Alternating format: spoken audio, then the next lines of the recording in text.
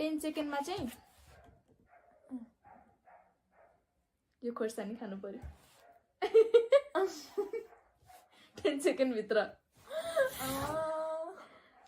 They ask you how you are, you just have to say that you're fine when you're not really fine, but you just can't get into it.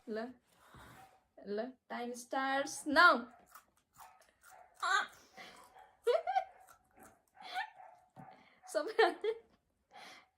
तैँले चाहिँ होइन 100 देखि 90 सम्म उल्टोबाट भन्नुपर्छ भन् start 99 98 97 96 95 time up Aaris लगाइ म घर गएर खाना खाएर